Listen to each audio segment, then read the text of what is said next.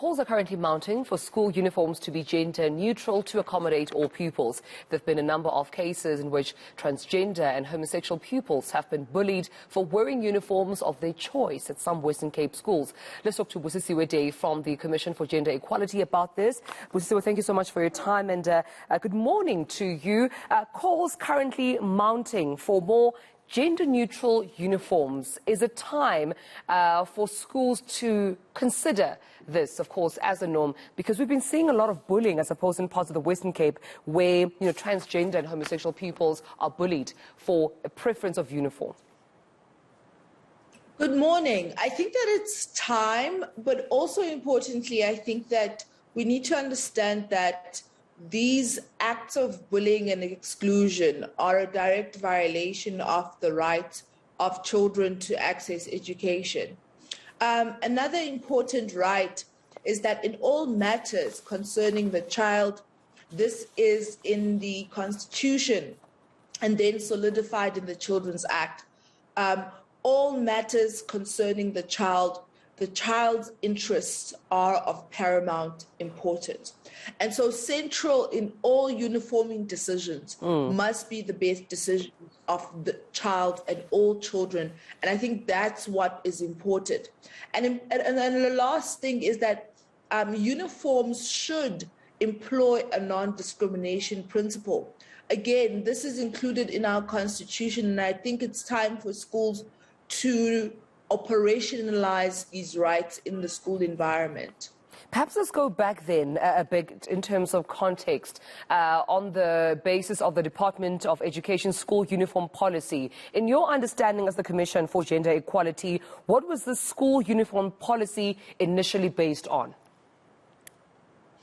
Well, the initial guidelines, which, by the way, they draft guidelines, so we do not understand them as having been finalized in their current form. So there is still room for the inclusion of the human rights elements that we are asking for. The draft guidelines center affordability and accessibility. And I think that you'd be hard put to find someone in South Africa who says those are not important principles. However, we do still have a constitution that mandates particular rights as inalienable or incredibly important. These include the right to equality and the right to human dignity. On top of that, children have particular rights, as I've mentioned.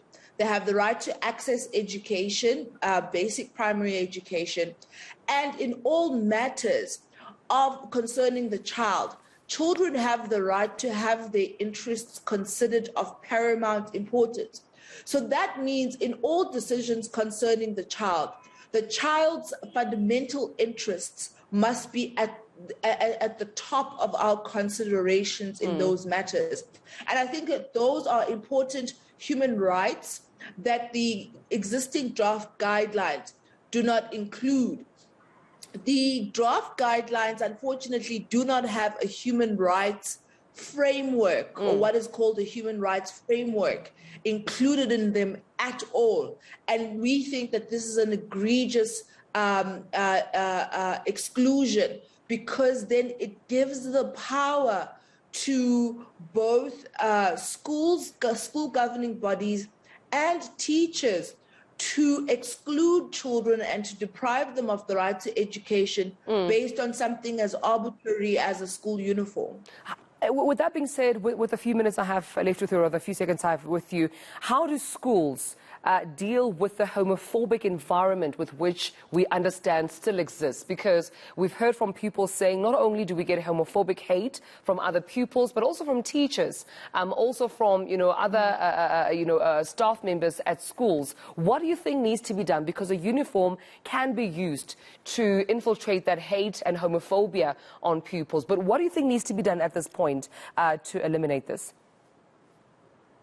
I think that the Department of Basic Education needs to come out strongly and re-emphasize that the right to human dignity and the right to equality and non-discrimination are fundamental human rights that should animate the school environment. Further, children must be considered in all matters concerning the child. And I think that those are very important guiding human rights, and that human rights are applicable within the school environment, and they should guide any and all teaching and disciplinary practices. Teachers do not exist within the school environment as their own little kingdoms outside of the South Africa and the South African Constitution.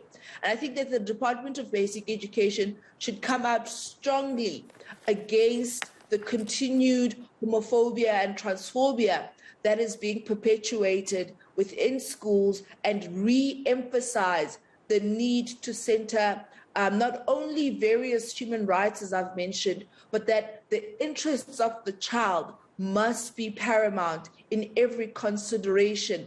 Both teaching pedagogies and disciplinary mechanisms must center the child at all times. All right, Busisiwe, we leave it there, and I appreciate your time this morning talking to us about this much and hotly debated topic, calls mounting for pupils rather to have the option of a more gender-neutral uniform introduced at school. From the Commission for Gender Equality, Busisiwe Deyi joining us, and of course sharing views from the organization.